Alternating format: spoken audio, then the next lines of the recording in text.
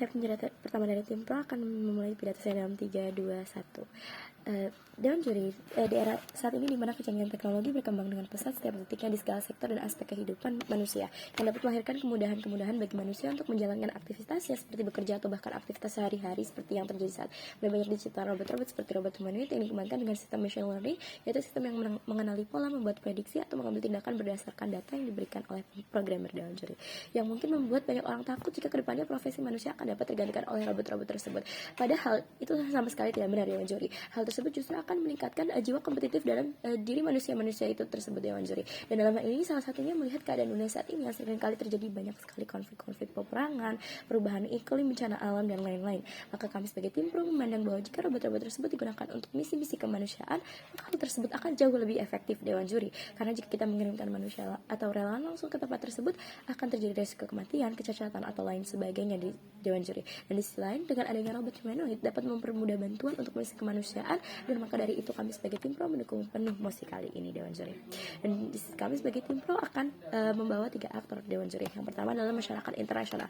Masyarakat internasional adalah orang-orang di dunia yang biasanya sangat up to date terhadap isu-isu internasional, Dewan juri. Salah satunya ada isu-isu kemanusiaan, dan mereka adalah orang-orang yang melek terhadap teknologi. Dan jika ada sebuah inovasi terbaru, mereka akan langsung ikut mencoba terobosan tersebut, dan tentunya menyukai kemudahan-kemudahan yang disuguhkan oleh teknologi itu sendiri, Dewan juri. Dan yang kedua adalah negara yang terdampak oleh konflik, oleh bencana alam, dan lain-lainnya. Negara ini memerlukan bantuan kemanusiaan sesegera dan secepat mungkin, Dewan juri, agar mereka bisa meminimalisir korban-korban yang terjadi di sisi mereka, Dewan juri.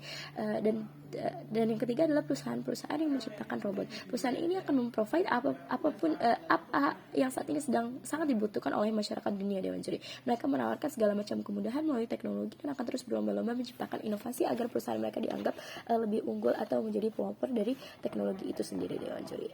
Dan di sisi kami sebagai tim Pro, kami memikul 2 beban pembuktian yang harus dibuktikan, Dewan juri.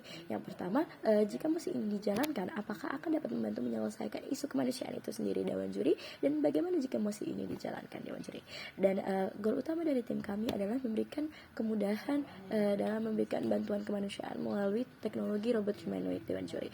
Dan Dewan juri, baik, sampai kita ke poin argumen, saya akan menyampaikan 2 poin argumentasi saya. Yang pertama adalah jika menggunakan robot humanoid untuk bantuan kemanusiaan, maka hal tersebut akan sangat memudahkan, Dewan juri. Mengapa? Karena seperti yang kita tahu, Dewan juri, saat ini jika di sebuah negara terjadi kondisi peperangan atau konflik atau bencana alam atau hal yang lainnya, maka dari negara terdekat atau relawan-relawan yang dikumpulkan dari seluruh negara melalui United Nations akan mengirimkan bantuan dari manusia atau relawan seperti dokter atau militer yang akan membutuhkan pengorbanan yang lebih banyak, Dewan juri. Mereka beresiko mati atau atau cacat atau lain-lainnya. Dan di sisi lain mereka masih memiliki keluarga yang ditinggalkan, Dewan juri, ketika mereka terjadi apa-apa ketika mereka menjadi relawan itu tersebut. Tetapi di sisi kami, jika itu digantikan oleh robot humanoid, maka mereka menyerupai manusia, Dewan juri, baik dari bentuk, gerakan, hingga kemampuan untuk menjalankan berbagai tugas. Humanoid robot dapat diprogram oleh manusia melalui pelayanan untuk melakukan pelayanan di bidang kesehatan, pendidikan, penelitian, serta bantuan distribusi logistik. Dan jika terkena serangan atau jika hal tersebut rusak, maka hanya robot tersebut yang rusak, Dewan juri, dan tidak akan meninggalkan apapun, dan tidak ada pihak satupun pihak yang akan dirugikan dari hal tersebut, Dewan juri.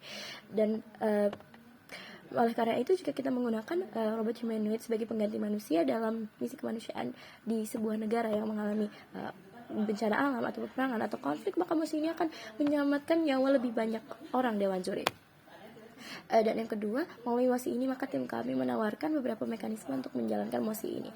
Yang pertama, melalui organisasi internasional seperti United Nations yang akan mengkoordinasi pengiriman bantuan kemanusiaan oleh robot-robot humanoid tersebut, tetapi sebelumnya tetap ada pelatihan dan pendampingan serta pemrograman dan penyesuaian dari manusia oleh tenaga ahli dari United Nations dan dikumpulkan oleh tim-tim dari seluruh dunia dalam jangka waktu beberapa tahun ke depan, Dewan juri. Jadi hal ini tidak akan membenarkan keraguan tim kontra bahwa robot bisa menggantikan pekerjaan manusia, karena tetap ada tetap ada manusia yang akan dilibatkan dalam proses ini, Dewan Juri. Dan negara-negara akan yang kedua adalah negara-negara akan menggalang dana yang dapat dikumpulkan melalui United Nations untuk membeli robot tersebut untuk menggantikan tenaga manusia atau relawan dari negara mereka sendiri, Dewan Juri, agar mereka tetap dipandang sebagai negara-negara yang peduli terhadap isu kemanusiaan, dan mereka mencegah warga mereka atau relawan mereka tersebut kehilangan nyawanya, dan akan banyak pihak yang dirugikan, Dewan Juri.